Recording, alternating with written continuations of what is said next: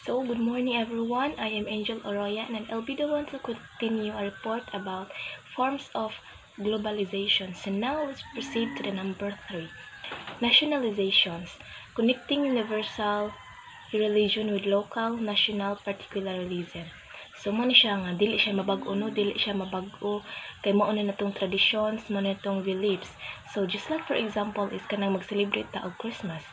So diri sa Philippines mag-celebrate gyud sa atong Christmas with Noche Buena, simbang gabi, parol unsa pa na. Unlike sa lain nga country is papunta kay bag unsa nila nag-celebrate sa ilaha nga Christmas. Kanang lain nga country, lain nga tradition, lain sad nga belief. So now let's proceed to transnationalization. Absorbing universal religion into one's own culture. So ang example ingan niya is kanang the adaptation of global religions movement by individuals in different countries, adapting it to their cultural context while maintaining its core principle. So, kining transnationalization is kanang unlike just like for example is kanang makamit kag ato kintay kag lain nga country, makamit kag lain nga kanang tao. Siyempre maka-adjust jud kas imuha nga kanang naadyo mga kanang adjustment nga mahitabo just like mag-adjust ka sa ilang cultures, mag-adapt po ka sa ilang kanang mga traditions kay ug di pud lain man pud no kung ilaha mo na ilaha yang imo kay lahi sad. So kung ikaw gani mato kag lain country dapat gito kanang daghan kay mga adjustment, dapat mag-adjust ka jud kas imong dawi sila manot, dawi sila respect, but kana na mag-adjustment. But in transnationalization is kung maka-adapt kay kasi nga lain nila nga cultures, dapat sad maintain ni imuha nga cultures. So now let's proceed to the impact of globalizations on religion. So the first one is religion is being eroded because of the extensive and intensive secularization process. So the secularization theory posits that religion is declining in importance in modern society due to the influences of modernization. So tinuod ginino nga nagkaagamay, nagkanam og kawala sa the way we respect, the way we kanang sutog formal nga pangsimba is nagkaanam. Kabantay sad mo atong mga patutuono sa atong generation karon is nagkaanam na sad og kawala. So it is because of kanang na-impluwensyahan bitaw ta sa ato ang kanang na-impluwensyahan ta karon sa modernizations. So that's why nga kanang nagkagamay na gid siya. So this theory is supported by prominent sociologists such as Comte, Durkheim, Thomas, Weaver, and Marx, who believe that religion will become less significant as society become more modern. So the theory suggests that religion will eventually disappear from modern secular society. Now let's proceed to the number 2. Religion is being strengthened because of resistance to globalizations. So Peter L. Berger posited that the enduring presence of religion in global society is intricately linked to the intricate relationship between religion and modernity. This relationship is not one of dominance but rather complexity, characterized by two distinct strategies.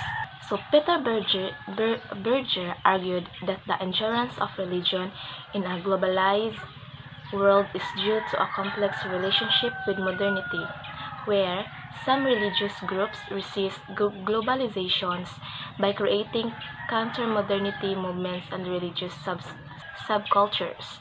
In Berger's perspective highlights that complex interplay between religion and modernity rather than a straightforward decline of religion due to globalizations. He proposed that religion is not simply fading away, but is actively adapting and finding new forms of expression in a globalized world. B is other religious communities for an adaptation strategy where they adapt modern ideas and values to align with their interests.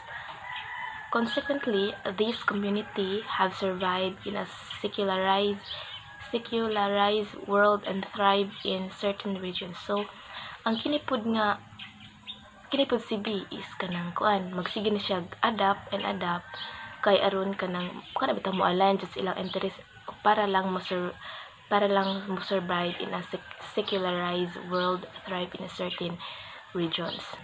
So the Iran Revolution of 1979 under Anatola Khomeini served as an example of this resistance. So number 3 is religion is declining but new identities of hybridity have been developed. So in the early 20th century, religious fundamentalism arose within American Christianity as a reaction against what was seen as the liberal and irreligious tendencies of modern science and theology.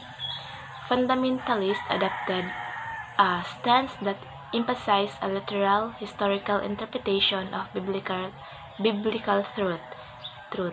In contrast to more progressive approaches, the term fundamentalism was used by American Christian groups to define their positions as a bulwark against the perceived threats of modernism and secularizations within their faith. So, religious fundamentalism emerged in the early 20th century American Christianity as a response to perceived liberal and irreligious trends in modern science and theology. So, the term fundamentalism was used to define this stance against modernism and secularization within their faith. So ang example ingani is the text implicitly provides an example by describing the actions of American Christian groups who adopted this stance to defend their faith against modernizing influences. The last one is information technology affects religious life. So religions leverage global communications and modern technology to recruit new members, spread their messages, and connect with followers. Many organizations have websites and chat rooms, while apps and websites facilitate prayer, learning, and online groups. Mobile apps also provided easy access to holy books and sermons. So, information technology, including global communications and modern technology, is utilized by religions to recruit new members, disseminate messages, and connect with followers.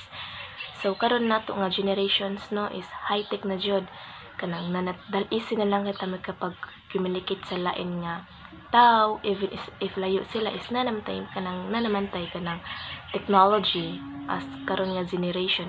Sa una is wala jud kanang letra ila pila pa ka buwan usap maabot, but now isarang type nimo, isarang send nimo is maabot na jud na nila.